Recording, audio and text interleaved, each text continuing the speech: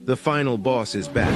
It's go time. Season 3 is here. Are you tuning in? Every Sunday is Sitting Down Sundays with the final boss. Get ready for an inspiring journey as we dive deep into the transformation from the nation's capital to the entertainment capital of the world. This is the conversation that will ignite your dreams and fuel your ambitions. What you'll experience: game-changing insights from industry leaders, real talk about making impossible dreams possible, the blueprint for leveling up your life, motivation that hits different. This isn't just another podcast episode. This is your wake-up call to greatness. Don't just listen, absorb, don't just hear. Transform, don't just dream, execute. Drop a like in the comments if you're ready to level up with us.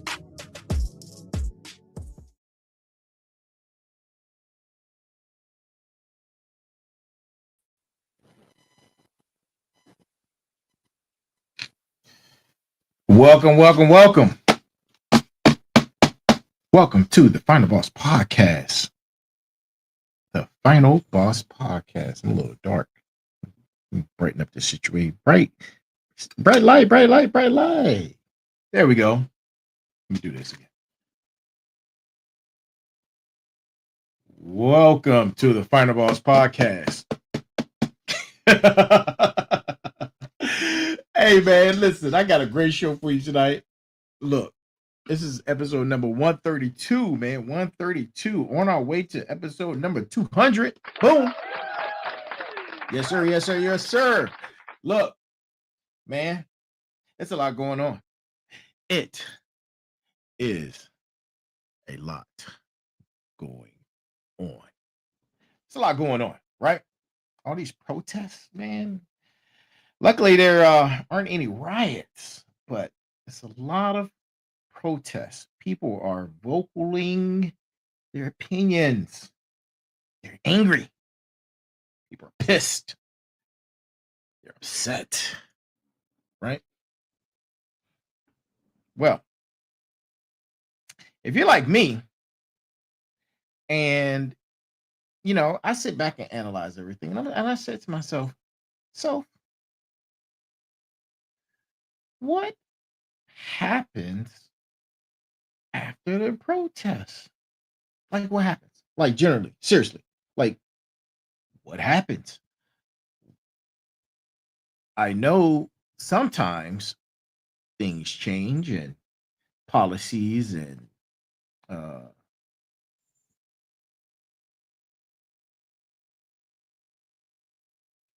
laws and things of that nature happen after a protest. But what's in between all of those things that that occur directly after protests? And that's what we're going to be talking about tonight. Episode number 132. We're going to discuss the 5 W's and how about what happens after protests. And you're like, why would I be talking about that? Because I was curious about it. I know you're curious about it. You're just sitting around watching like, hey, people are protesting. Like, does something happen after that? Well, that's what we're going to be talking about. The things that happen in the middle. I love the middle. I always like talking about the middle. The middle is a great conversation. So, welcome to each and every last single one of you, no matter where you are, whatever platform you're watching on. Thank you for joining us. Thank you for being here. Thank you. I can't say enough. And listen, I am here. And tonight, episode number 132. 132. What happens after the protest? What happens after the protest? Yes. And look, to my good morning, good afternoon, good evening, and good night. I almost forgot the greeting. And guess what else, man? This is for entertainment purposes only. Entertainment purposes only. Right? So, thank you, Shikandi. I appreciate you for tuning in. You are the best. You're the number one final boss. I appreciate you. So yeah, man, we're gonna be talking about that. And you know what? Listen, we're getting a lot of great feedback, man. Please continue to give us the great feedback. We need it. And let us know that we're doing our job over here. Email. The email is at info@thefinalbosspodcast.com. The email again is info@thefinalbosspodcast.com. And if you want to DM us or hit us on any of the social media platforms, we're on Instagram, we're on Facebook, we're on YouTube, we're on LinkedIn, we're on Twitch, we're on Kick, right? We're on Spotify. And I'm slowly but surely uploading all of the Spotify episodes, and then we'll be on Apple. So that's just a little tedious process, but it's getting done. You know, it's getting done. And guess what? Guess what's happening? Guess what's happening? The merch shall return. The merch site shall be up, shall return. New URL, new platform. Look, it's gonna be banging. Make sure you get some merch, right? It's hoodie season. And then if it's not hoodie season where you live, grab you some t-shirts, grab you some tank tops, man. Mugs, coffee drinkers, you name it. We have if I know all my final bosses have this right here, the magic note-taking final boss book, right? Made out of pure divine leather and olive pages made out of olive. Where else can you get that? I'm just joking. But no, seriously, it's magical, man. It's magical. Whatever I put in that book, it comes true. It's magical. But you know, we're gonna go ahead and get right into it, man. We're gonna go ahead and get right into it. Tonight's brass tacks. We have 2 brass tacks for tonight, right? And they're gonna cover the entire night. The first brass tacks comes from Eli Weasel. And here it is. There may be times when we are powerless to prevent injustice, but there must never be a time where we fail to protest. Let me read that again.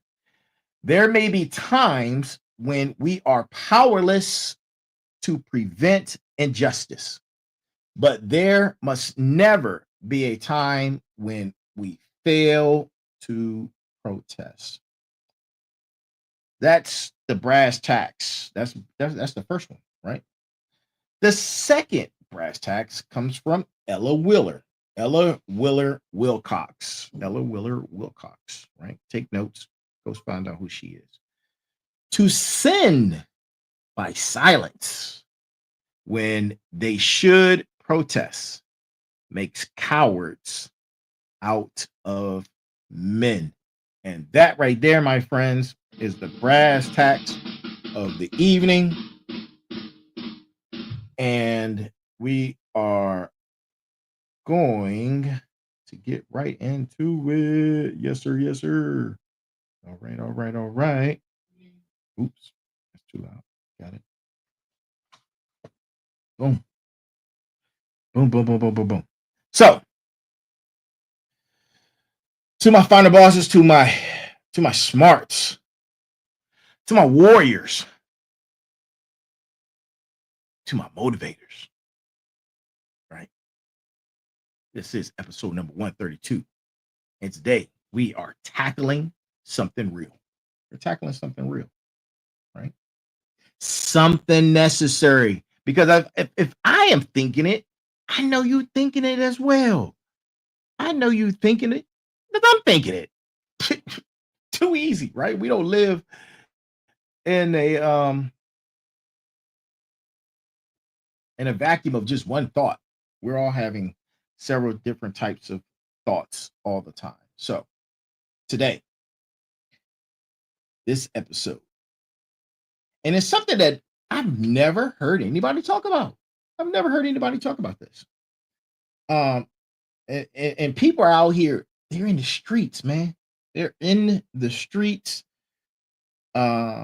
fighting for injustices, and this one is going down in the history books. And it's been on what was it? The No Kings protest. That's what it's called. Hashtag No Kings protest. And look, it's everywhere. It's everywhere. The marches are everywhere. And it's not just in our country. They're everywhere, man. They're in Europe. It's everywhere, man. People are out here protesting against the injustices and things that they see that are unfair that are happening all over the world. Right? And I'm not here to point the finger at anyone, the dear leader, or anybody. I'm here to discuss the middle ground that we talked about, right? You see the signs, you see the chants. The energy is crazy. The energy is crazy. And, but that question that nobody's talking about, that I'm going to talk about, because we have the most difficult conversations here on the Final Boss podcast, Final Boss Nation. What happens after the protest? What happens when the cameras leave? When the crowds disperse? When the trending hashtags move on to something else? And believe me, it'll be something else very soon. What's left? And more importantly, what's next, right? What's next? So today we're going to be diving in and breaking it all down. I'm breaking it down with the 5 W's. We're going to hit the 5 W's and how.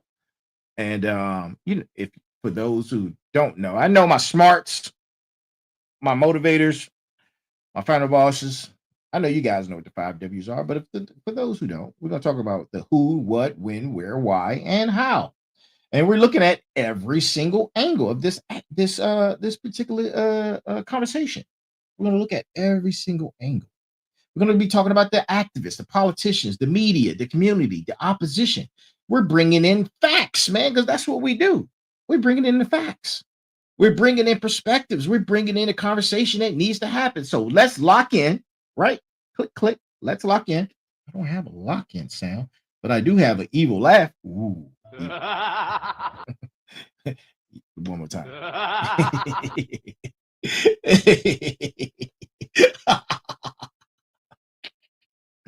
I crack myself up, man. I am a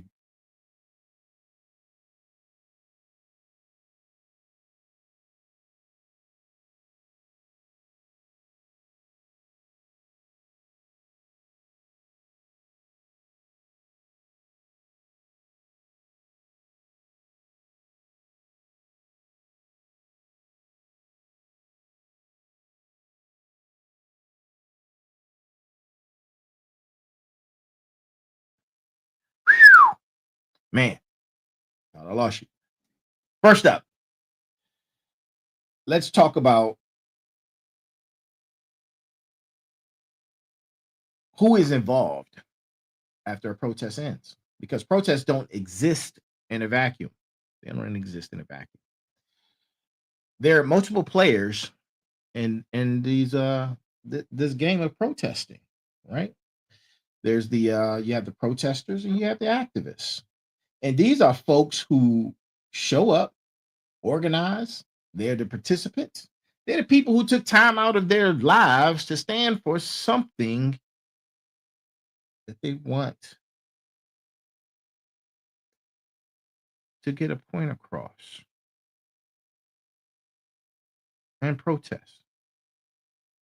But what happens after the protest? Do people face burnout? They face criticism?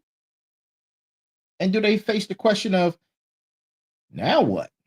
Because I always wondered, like, now what? What happens after the activism, right? Yeah. Many activists transition into community organizing. Community organizing. Policy advocacy. Yeah. right? Or they do nonprofit work. Mhm. But here's the reality: activism fatigue is real. And studies, right? Studies show that sustained activism without tangible results leads to disengagement within 6 to 12 months, right? Wait, I'm trying to get the best position. All right, I guess that's good. And listen, whether it's local city councils or federal legislators, these are the people who have the power to create change through policy. Some engage in good faith, forming task forces or holding down town halls. Others, they wait it out, hoping the momentum dies, right? But history has shown us that both sides of the coin, from the Civil Rights Act and sustained protests after that, and with along with countless movements, that lip service, but no legislation. Nothing happened, right? Why is that? Why is that? Well, we know the media, and you see it right now. The media controls the narrative. And usually, after a protest, media coverage determines whether the movement stays in the public consciousness or fades away. Are they still covering the issue a week later, a month later, or or did they move on to the next story? Now, the next story is already brewing. Watch what I tell you. The next story is already brewing. And the opposition, they always have a plan. You see the opposition and the things that they're doing right now. Some of it is comical and hilarious, but the opposition always has a plan to grab the attention from the protests and activism. They always have a plan. And you know what? Let's keep it real, man. Let's keep it real. No cap. No cap. Right? No cap. Every movement has opposition, whether it's counter protests, political opponents, or corporate interests. Threatened by the demands, the opposition often gets more organized after protests, launching various PR campaigns or lobbying efforts, right? Listen, the community, man, the community of people affected by the issue, their lives continue regardless, right? And their lives will continue regardless of whether or not change happens. They're watching to see if all the noise actually translates into something tangible, a bill being passed, or a policy uh, being initiated, right? But here's the thing: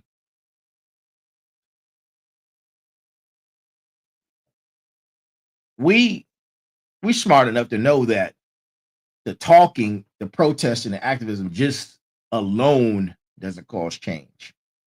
We know that. It's the hours and days after the protest that change happens, both literally and figuratively, right? And there's a physical cleanup um, that happens if the protest was large enough. There's organizational cleanup, there's debriefing meetings, right? Assessing turnout, that's always a big thing, man. The numbers matter. The numbers matter, right? And you have to have a after action review to discuss what worked and what didn't. A lot of smart organizers, they document everything. They have to. It's metrics. They have to document everything: the photos, the videos, the media clips, attendance numbers. This becomes historical record, right? The No Kings protest would go down in history, they say, right? And a part of the metrics is were people arrested? Did the immediate aftermath involve people going to jail, getting bailed out, legal defense coordination? Uh, of course, you got to have court dates if people were getting arrested and charged. Well, organizations like the National Lawyers Guild have documented that post-protest legal support can make or break a movement's ability, right, to continue. Stay with me. Stay with me. Those facing charges need resources that takes time and money. It takes time and money, right? Time and money. And in this digital age, right, the protest continues. I'm sure we're going to be seeing pictures and speeches from this protest for weeks on end due to the digital age. The protest continues. The hashtags trend continue. The videos will continue to circulate.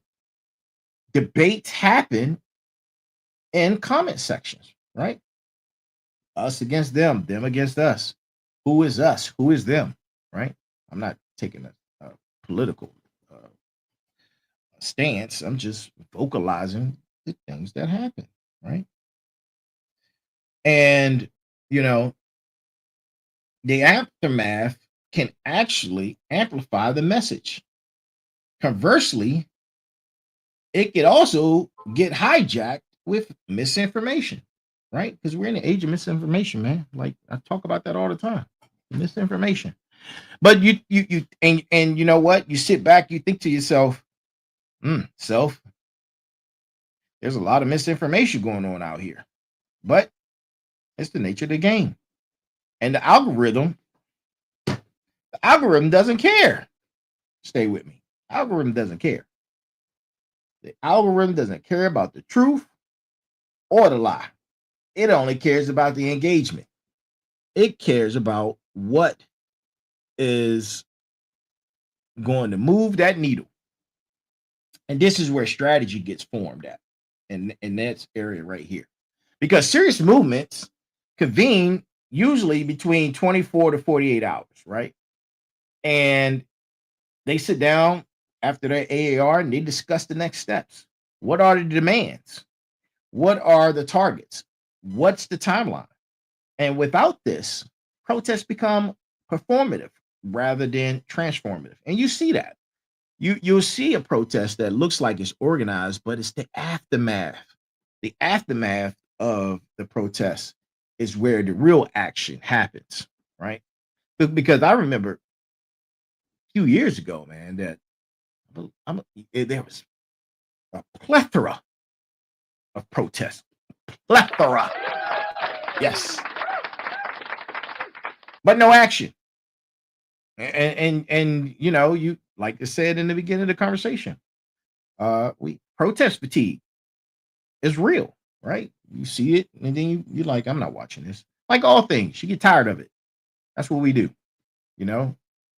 We just do. It's a habit. It's human nature. But then you have to say, you know, when it comes to those particular movements and the media playing its part, you have to ask, how did the media cover it? Was it in its totality? Was it marginal? Right? Was the message communicated clearly, or was the message chopped up? Were there negative portrayals? Activists study this coverage because it shapes public perception, which ultimately influences political will, right? And this is where we're getting down to the brass tacks of the matter. You see how I spit that back around? Yeah, you like that. You saw that. The point of it all. When does change actually happen? And let's break that down. Let's break down the timeline of when it happens. Because understanding this piece is crucial. And this is the hot period. 24 to 72 hours is the hot period. That's when politicians make statements, media coverage is peak, hashtags are trending, public attention is high, and some immediate concessions might happen, right? Might happen. A meeting with officials, a promise to investigate, maybe a symbolic gesture. But real change happens? No, it doesn't happen like that. And it almost never does. But this is where movements maintain momentum in this window of 1 to 3 months, 1 week to 3 months. And this is where a movement can either die or it can grow in that particular time frame, 1 week to 3 months. And sustainment of action is key.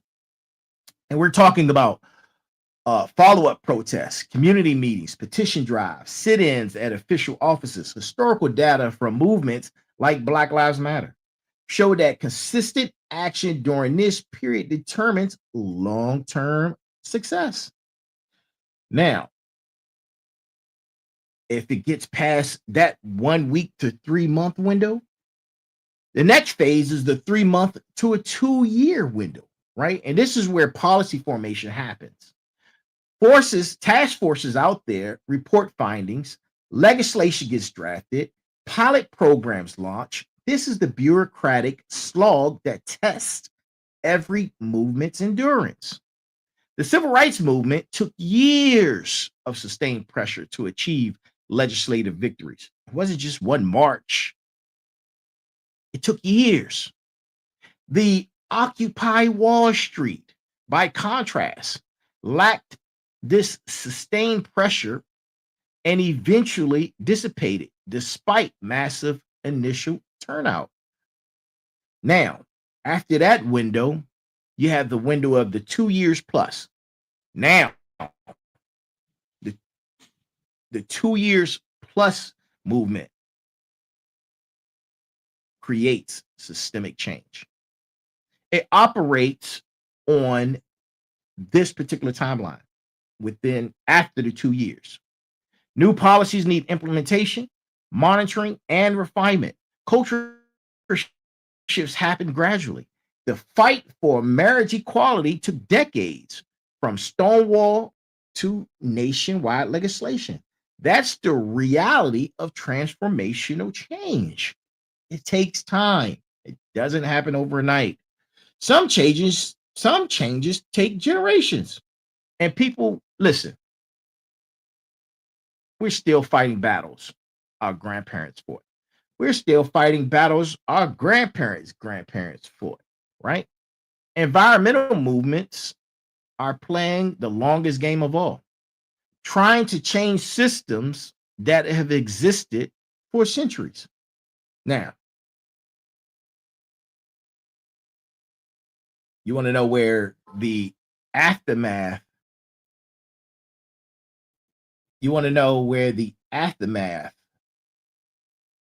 of the protests, the aftermath, and where it plays out, right? Well, immediately after the protest, after the AAR, there are follow-up actions that often return back to public spaces. Continued demonstrations, vigils, community gatherings. The space itself becomes symbolic. Think about how Ferguson became synonymous with the movement, or how Tahrir Square in Egypt became the physical representation of revolution. The government, all these things play a part. The buildings, the city halls, the capitals, so forth and so on. This is where the policy work happens. Activists who transition from the streets to the chambers understand that both spaces are battlegrounds, right? Stay with me. You need people testifying at hearings, lobbying legislators, attending budget meetings. And this is where the rubber meets the road. This is where the rubber meets the road, man. Listen, stay with me, right? Legal battles often follow protests, either defending protesters who were arrested or uh, filing for civil rights lawsuits, or pushing for policy changes through judicial channels. We're all familiar with the ACLU. ACLU. That was almost a tongue twister. I don't know why, but you're familiar with them and similar organizations like that. Know that the courtroom is critical post-protest battlefield for those who didn't know. But I'm sure my final bosses, my motivators, my smarts, and my warriors knew this. Of course they did. Of course they did. And look, grassroots organizing happens here. This is where it's important. These are the spaces where people build mutual aid networks, provide education, create alternative institutions, and this is where movements build long-term infrastructure. Digital spaces are now permanent sites of activism, right?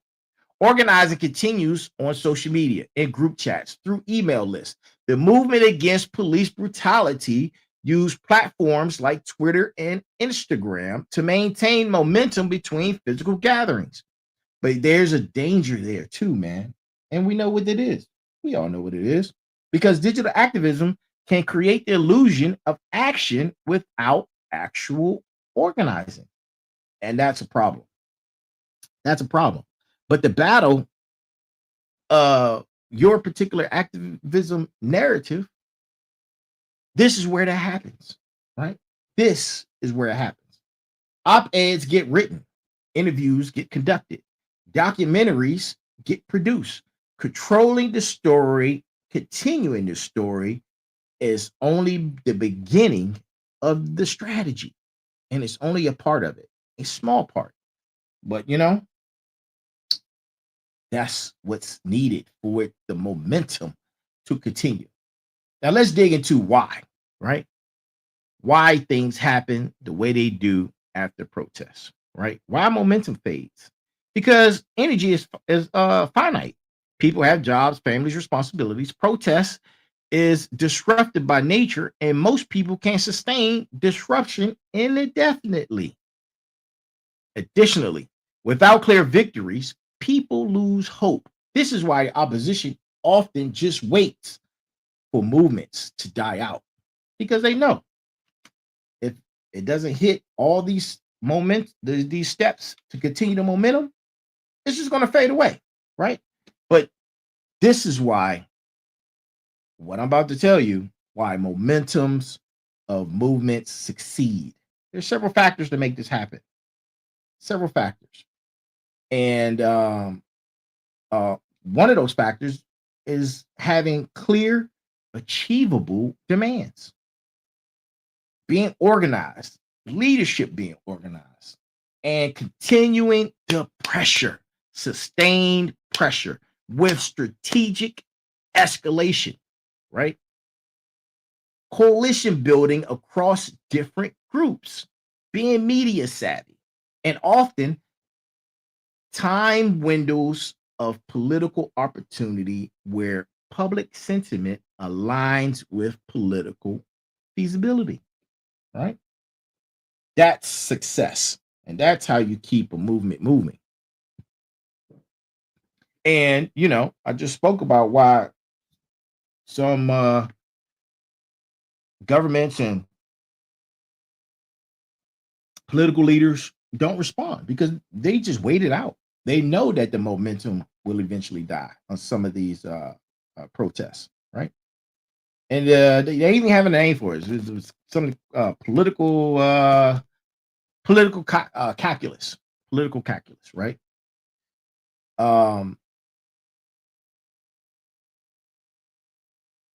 And that has a lot to do with if things are voted for or if they're ignored, right? And the economic pressure that may come from boycotts,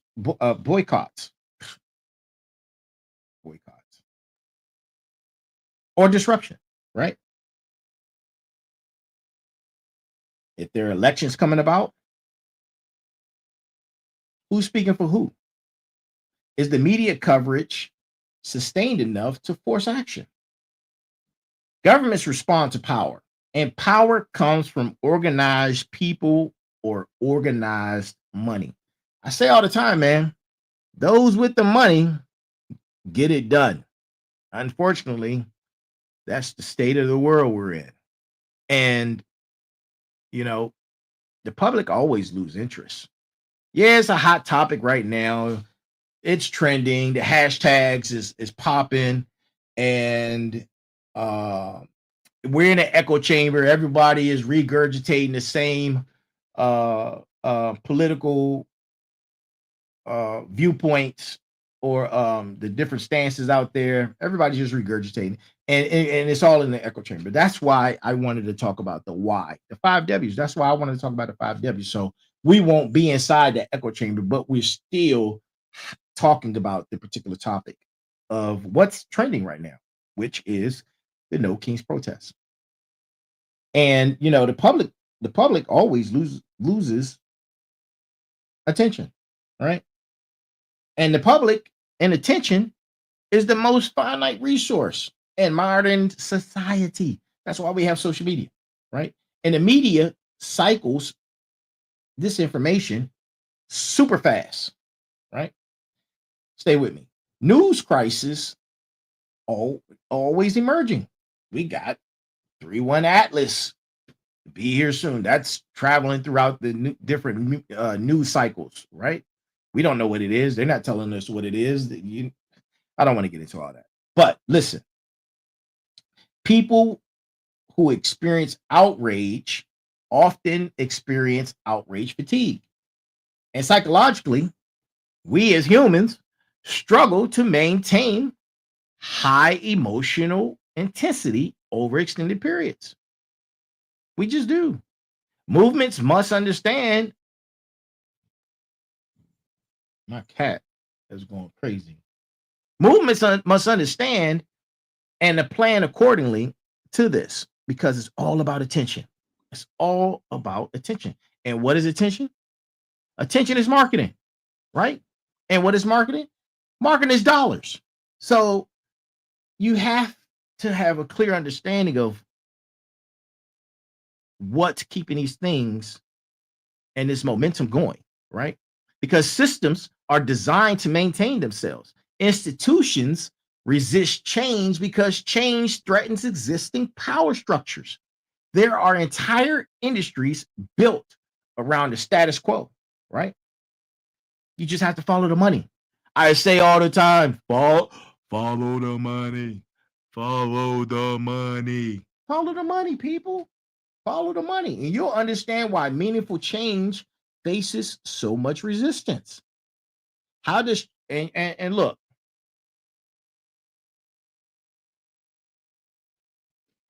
how does this change happen? Right? It happens through strategy and different mechanics. How does policy happen? Policy happens through transitioning from protests to politics, drafting legislation, finding sponsors, building coalitions, lobbying, testifying, monitoring, implementation. All these things is about the dollar. It's about the money.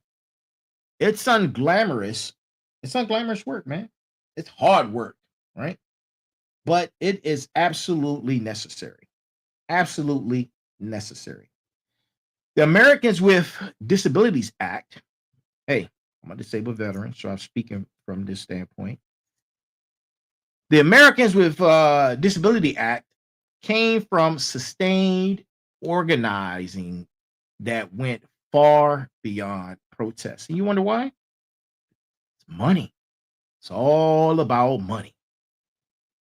Boycotts, divestment campaigns, strikes. When you hit the bottom line, you get attention. The Montgomery bust boycott worked because it created economic pain. People don't like their money to be touched. So when you cause economic pain, that's when people pay attention. Hint, hint. Right? Modern movements use these tactics too, from boycotting companies to pressuring universities to divest from certain industries. And you see that happening on multiple levels right now. It's happening on multiple levels. You see that there's a huge uh, political campaign out there trying to get certain universities to go along with this plan and divest from this plan, or with that plan. So yeah, it's happening. And you know uh lawsuits, they play a huge part in that. Lawsuits can force compliance. Civil rights organizations have used litigation strategically to overturn discriminatory laws and practices. Sometimes it's slow, it's expensive, but sometimes the only way to compel institutional change is through that, right? You got to think about who's backing these protests, man. Who can afford to back these protests? And these protests are large, right? What's the agenda? What's the agenda? Usually with protests comes cultural shifts, changing of hearts and minds, and education. When I was deployed to Iraq, the mission was to change the hearts and minds of the people, right? Educating, storytelling, art, media representation. This is the slowest form of change, but potentially the most lasting, right? Because you can pass a law, but if there's no culture shift, people will always find a way around it. People always find a way around it. And sometimes you can't reform existing systems, right? You have to create new ones. Mutual aid networks, community land trusts. And I hope you guys are taking notes, man, because I know a lot of you guys out there, y'all are part of the protest. And it's more than you just being out there with signs and speeches. This is what it's about. You have to have, through networking, have build mutual aid networks, have community land trusts, right? Cooperative businesses, alternative media, because mainstream isn't going to always uh, publicly speak on your behalf. And these models demonstrate what's possible and provide immediate relief when fighting for a larger change, right? These things are needed. And coming together, picking the right election officials, electing the right officials who support your movement and your goals and backing them more money. This is long-term strategy. Building political power from school boards to Congress. The Tea Party and progressive movements both understood this, taking over party machinery from the ground up. And we witnessed that. Right? It happened right in front of our eyes. Right in front of our eyes. The Tea Party came out of nowhere, and then boom, they're holding political positions. Let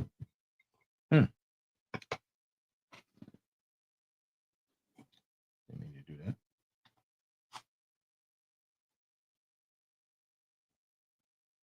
I got you, Holly. No problem. I definitely will share that information. Thank you so much. I'll share it at the end of the show.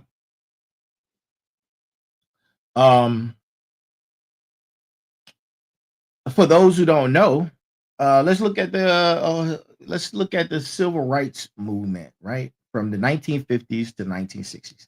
10 years. And what happened after the protests?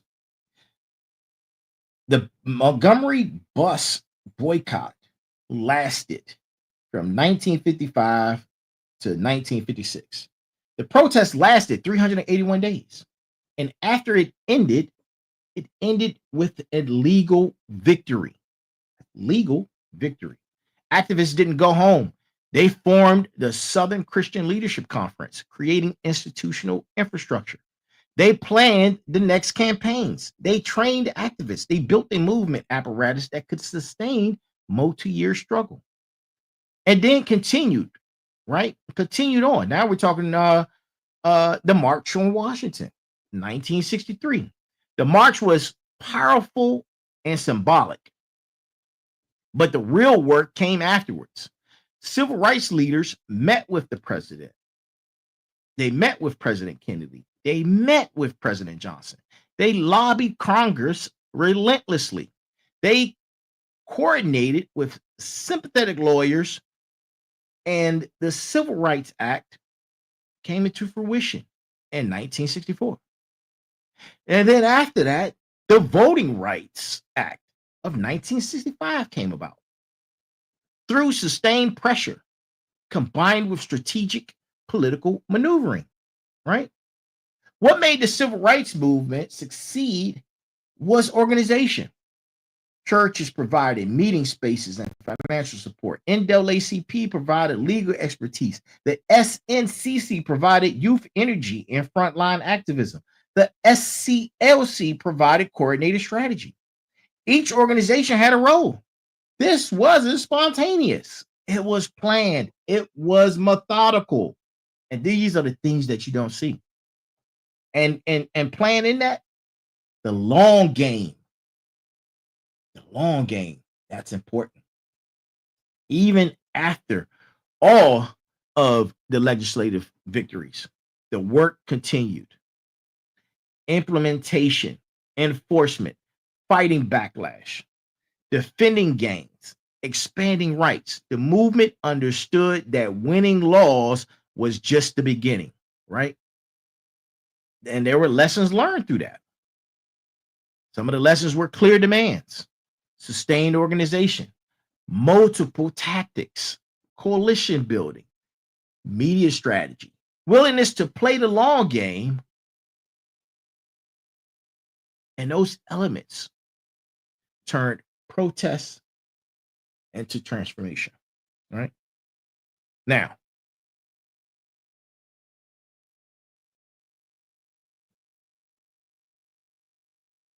let's talk about Occupy Wall Street, right? Let's talk about Occupy Wall Street. Let's take a look at that as a contrasting example, right? Occupy Wall Street happened in 2011. We all remember it. Some of us may, some of us don't. But if you don't, go do your research. Occupy Wall Street. What happened after those protests and why did it differ from the civil rights movement is because in 2011, Occupy Wall Street encampments existed in hundreds of cities. The message about economic inequality resonated widely. The message was we are the 99% entered into cultural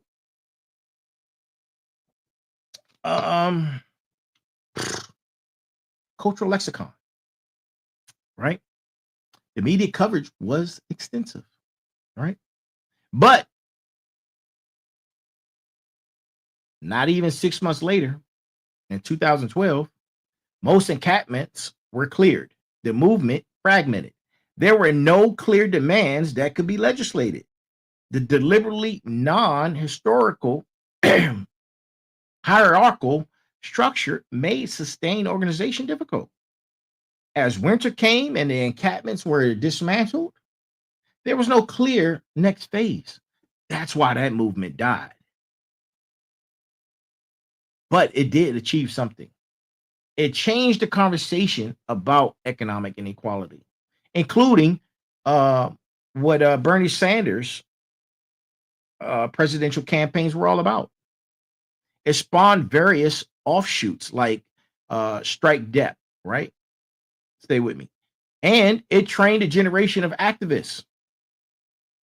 But through all of that, legislative impact was minimal.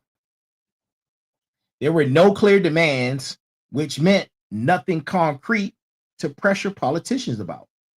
The anti-leadership structure, while philosophically appealing made sustained coordination difficult. No institutional infrastructure. There was none, right? That's why the encampments didn't last. That's why the movement died. The movement was better at criticizing than building a constructive plan. And there was lessons behind that. People learned that transitioning and to organizing is a huge deal. The energy needs to be channeled into concrete demands, and it needs to be sustained for it to gain momentum. Otherwise, it's going to die, and people are going to forget about it, just like that, right? People are going to forget about it. You know, let's talk about um what is the one of the latest movements? Oh, BLM. Let's talk about BLM, right? And particularly after uh George Floyd, and he's trending again, and y'all know why. It all started in the summer of 2020, which saw the largest protests in U.S. history. Estimated 15 to 26 million people participated in the BLM protests. The scale was unprecedented, right? And the aftermath, right? The aftermath didn't always go as planned. Some cities defunded or restructured their PO departments, right? Confederate monuments came down. Corporations made diversity pledges and donations. POs were charged in high profile cases. Conversations about systemic racism became mainstream. Everybody was talking about it. Everybody was talking about it. Some cities even implemented PO reforms, right? Banning chokeholds, requiring body cameras, creating civilian review boards. Some of these stuck. Others were rolled back as media attention faded.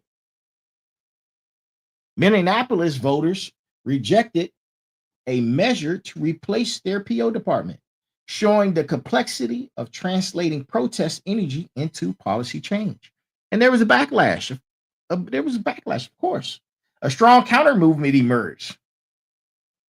Right? Blue Lives Matter, All Lives Matter, which picked up just as much traction. Some states passed laws increasing penalties for protest activity. The phrase defund the PO became politically toxic, showing how message framing matters. And it's about who controls the media, who has the money to control the media. Right? Stay with me.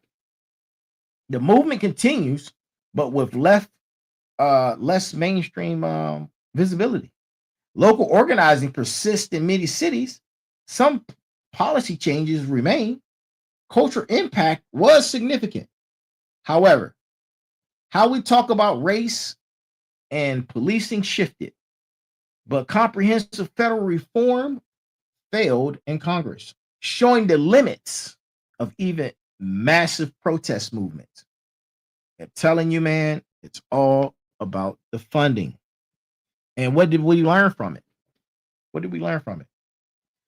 We learned that sustained mass mobilization can achieve some reforms, and we've seen that through other various activists, protests, and activism. We've seen that.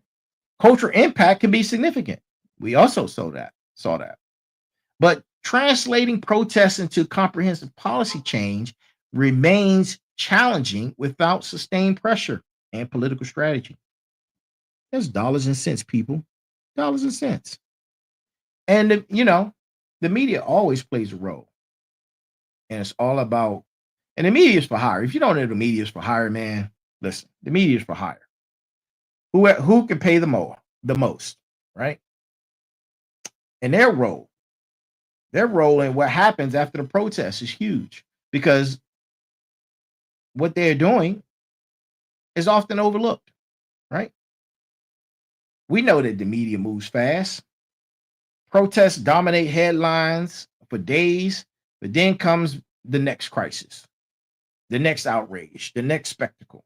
Movements that depend on media attention without building independent infrastructure, they often fade away. They fade away. I'm looking to see how long this No Kings protest is going to last.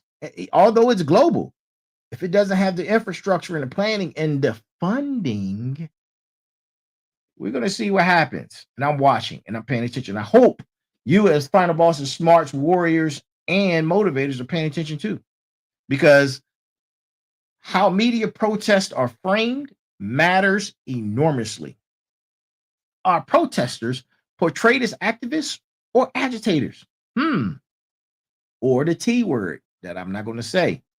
It ends in ism, right? Heroes or rioters, peaceful or violent.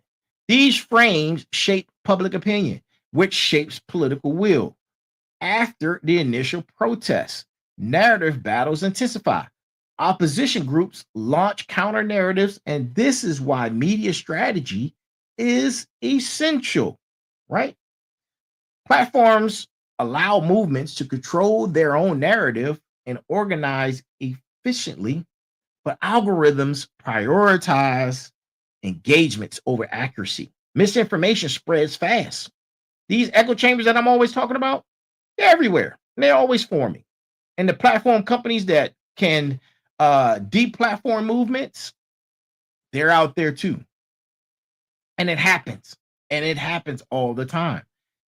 And you know, you depending on these platforms, if you're participating in activism, is risky. It's risky business. You know, you want to build momentum, create documentaries, use podcast platforms, use long form journalism that can sustain attention beyond the initial news cycle. Films about movements keep them in cultural consciousness. Think about how documentaries about civil rights kept the history alive for generations and generations, right? That's how I knew about it. I wasn't born in 1965. This is history, right? That's how you build momentum and keep it. Remember, how history remembers a movement matters. After the immediate aftermath, the struggle becomes about how the story is told. Are protests remembered as protesters? Are they remembered as heroes, or are they remembered as troublemakers? This shapes future movements, right? This shapes future movements and their ability to organize and gain support. And what is support? That's the money. That's the money. You know, and you know, I'll probably go over a little bit. So yeah, stay with me, people. Stay with me. Don't go nowhere. Stay with me. I'll probably hold you over probably about 10 minutes, man. Just stay with me, right? After major protests, especially around social justice issues, corporations release statements. They express solidarity. They express solidarity. They make pledges. They announce initiatives, right? Some are genuine, many are performative, right? The question is always this: what happens after the initial press release? Because post-protest, which we're about to see, many companies announce new diversity hiring goals or training programs. Some create new executive positions focused on diversity and inclusion. And you know what? I don't care what they're saying. There are organizations that are still backing DEI initiatives, right? Why do you think that organizations are being split in two, depending on the political party, right? You got these gov organizations that support this party or are part of this party, and then you have these gov organizations that are part of this party. Man, open your eyes, man. Open your eyes to see what's going on, right? Research shows mixed results constantly. Some companies make meaningful changes, others, they just check boxes and keep it moving. But after the injustices of 2020's racial justice protests, corporations pledged billions to support Black communities and organizations. Tracking showed that some even have followed through, while others quietly faded away. Faded away, man. Right? But accountability is a mechanism that often does not exist. Right? Often does not exist. But when movements organize certain boycotts, companies face real economic pressure. Sometimes it's about the money. Sometimes they capitulate to these demands. Other times they weather the storm, betting that the attention will fade. Success depends on scale, coordination, and sustained commitment. While other protests target institutional investors, pension funds, university endowments, foundations, divestment campaigns have had success in areas like apartheid in South Africa. Listen, it's all about the money or the resources, right? Like fossil fuels. Or here, this is a money maker. Go follow the money. Go follow the money on private prisons, industrial private prisons. Go follow the money on that. You will learn a lot, man. This is where economic pressure becomes long-term impact, because ultimately corporations respond to bottom line pressure. Start taking their money. Look at what happened to Target, right? Look what happened to Target. Corporations respond to bottom line pressure. They do. If protest starts threatening profits or brand reputation, listen, change happens, man. Change happens. Oftentimes, other performative gestures often substitute for substance, right? And let's get real. There's always the human element, right? The psychological and social impacts of what happens after protests. And these things are well documented. After the adrenaline, a lot of times activists experience depression, exhaustion, and disillusionment. When change doesn't happen quickly, hope fades. Movements need to address mental health and sustainability, or they lose their people. And particularly in protests around violence or injustices, participants may experience or witness traumatic events, arrests, police violence, hostile counter protesters. These leave low marks when it comes to activism. The aftermath usually involves processing certain traumas, and movements that ignore this will lose their effectiveness. Listen, stay with me. I'm almost done. Protests create solidarity. People meet others who share their values. Networks form, the connections are real, and they often outlast the protest itself. And they build foundations, right? They build organizations, and those social bonds are sometimes lifelong lasting, and they have and can have a lasting impact, right? Because activism is demanding, and protest creates relationships that can be stressful. Disagreements over different tactics, time commitments, risk tolerance, right? Some relationships strengthen through shared commitment. Others fracture under pressure.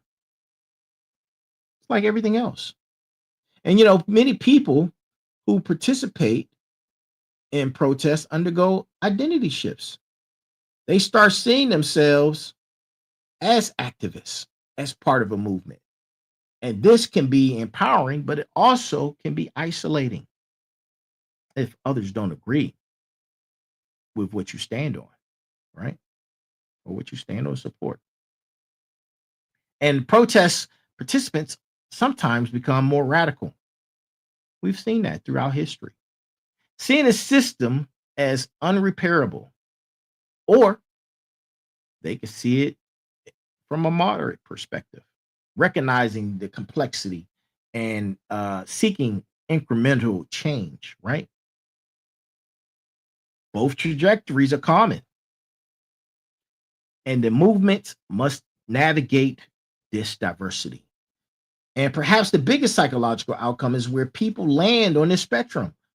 They participate, they give hope, and they think that change is possible.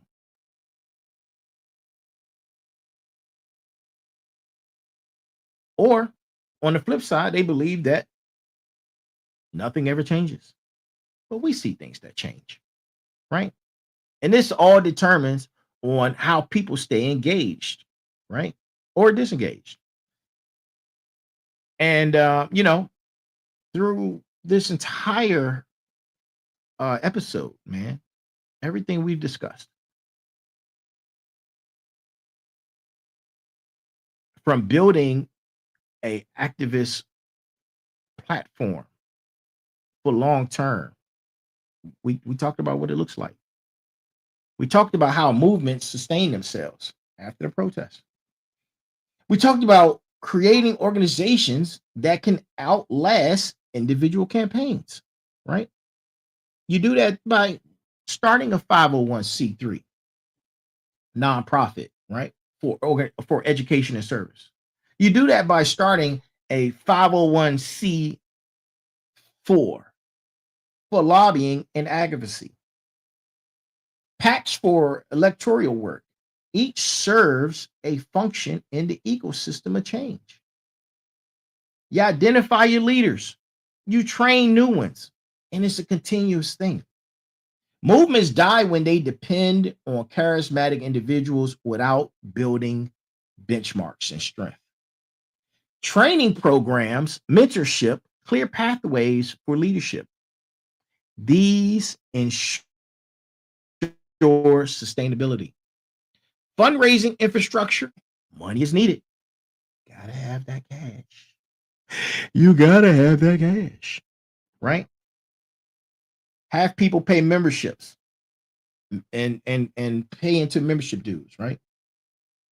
Have grants, connect with major donors, have diverse funding sources to create stability. Movements that depend on single funding sources are vulnerable, right? You got to diversify. And no movement succeeds alone. Build alliances are necessary with labor unions, with faith communities, and other activist groups. You have to talk to sympathetic elected officials, right?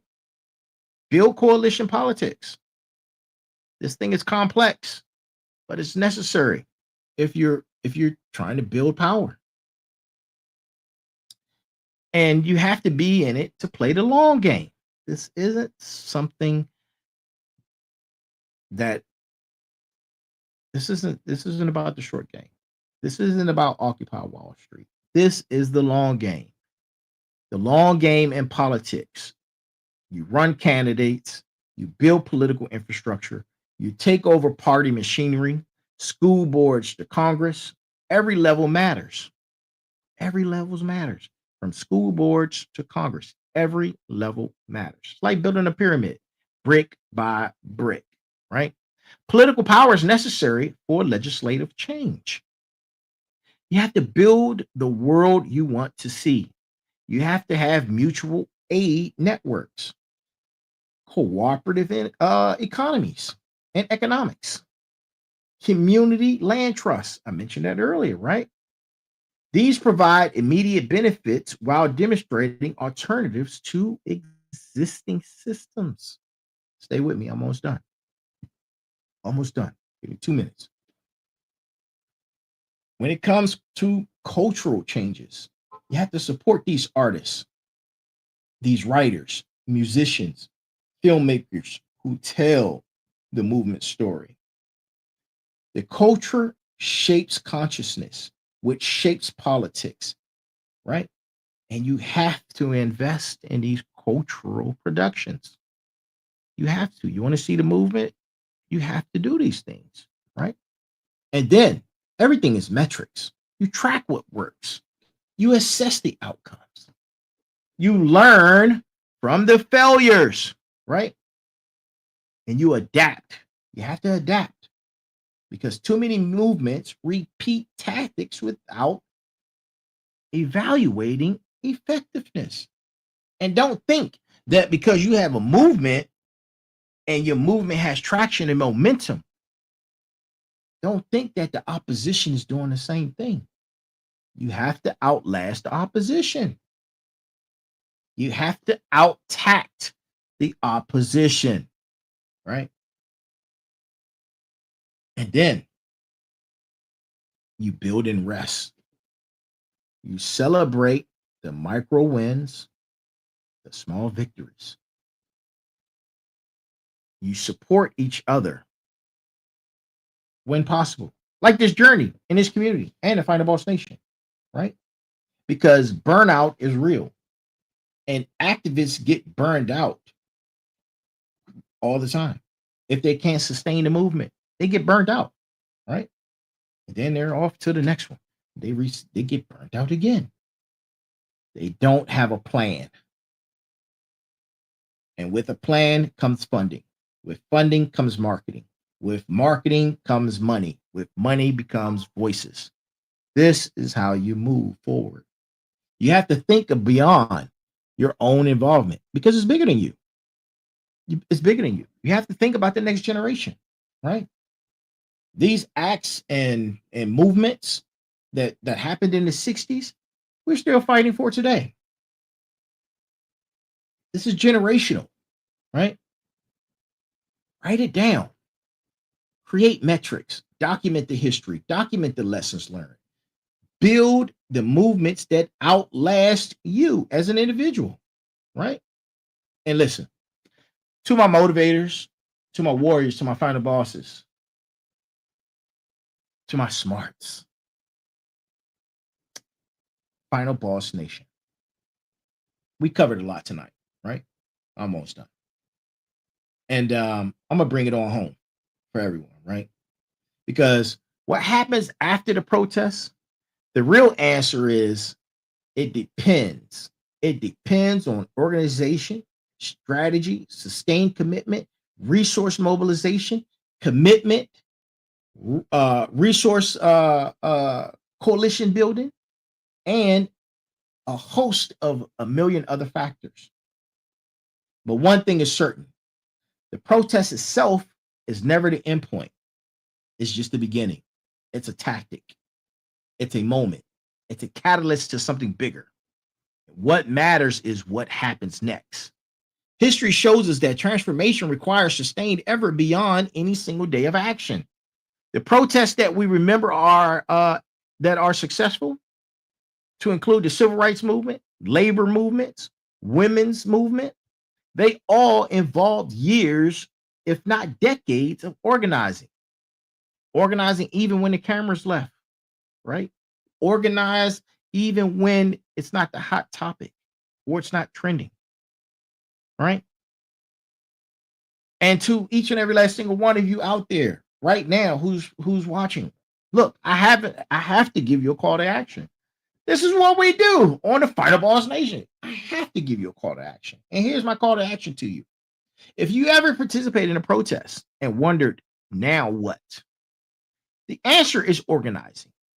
Join or build organizations, develop skills, show up to the boring meetings, testify at the hearings, support candidates, build mutual aid networks, stay engaged beyond the emotional high of mass mobilization. Because that's emotion, right? You got to get past the emotional aspect. And if you're evaluating whether a movement is serious or performative, look at what happens after the protest. Look at what happens after the protest. Is there infrastructure? Are there clear demands? Right? Is there a plan for sustained action? Is there leadership development? Is there a coalition that's building? These are the makers of movements built to last, like Final Boss Nation. Why? Because we're on this journey together. We're all part of this community, right? That's why you're here. And to everyone listening, your participation matters.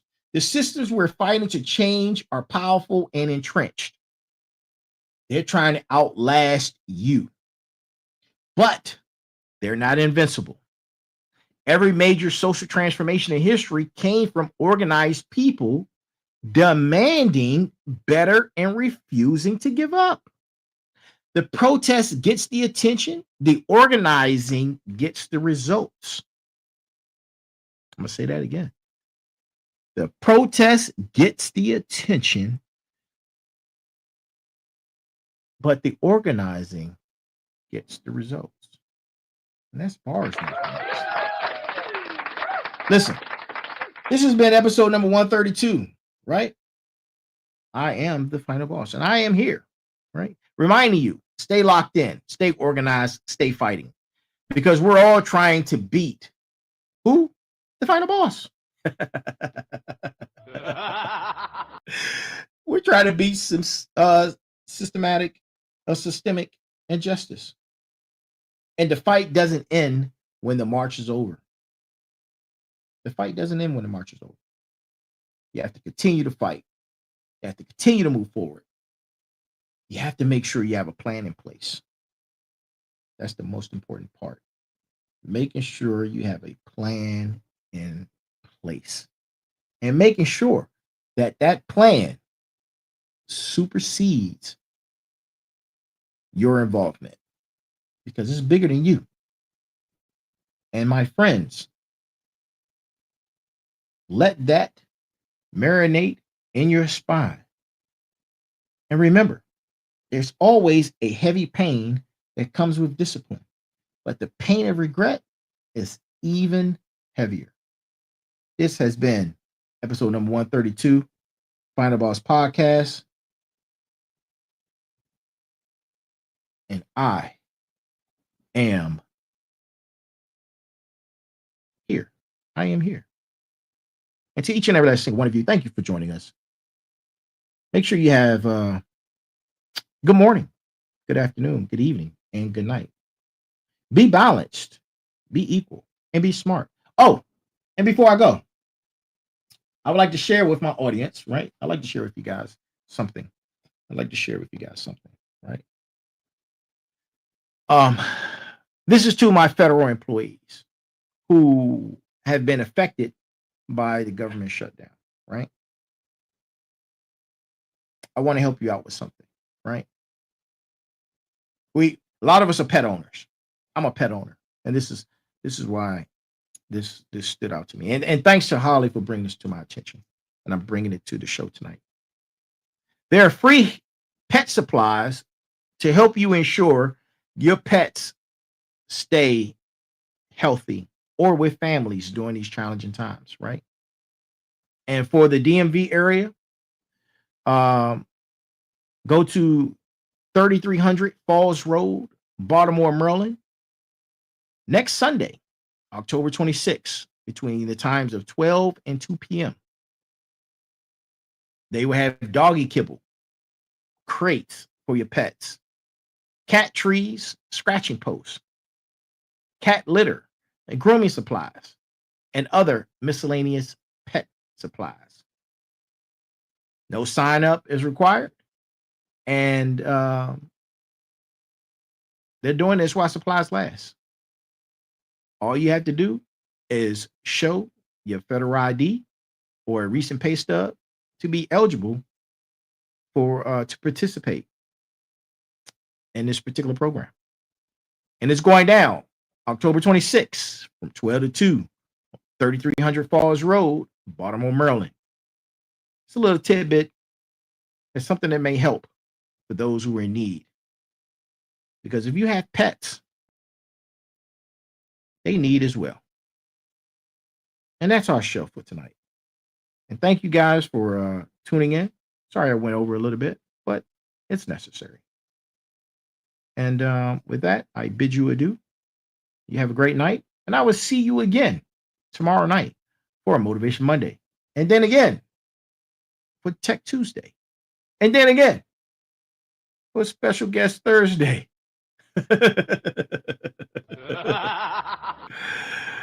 Y'all have a great night, man. Talk to you soon.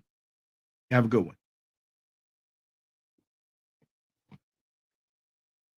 Welcome to the Final Boss Podcast, where microphones and mushroom clouds collide in the most mind-blowing chats. We're talking explosive topics, fiery debates, and the hottest guests. Imagine a creative space background, spacey vibes, and out-of-this-world conversations. It's like chilling with your best buddies, but with way cooler sound effects. Every episode, we take on the universe's biggest questions. You know, the stuff that keeps you up at night. And we do it with a bang. Want to know what happens when you mix gaming, movies, and pop culture? Boom! You get the Final Boss Podcast. So plug in those earbuds and get ready for a wild ride. Whether you're commuting, chilling, or just need a break, we've got your back. Hit that follow button and join us on this cosmic journey.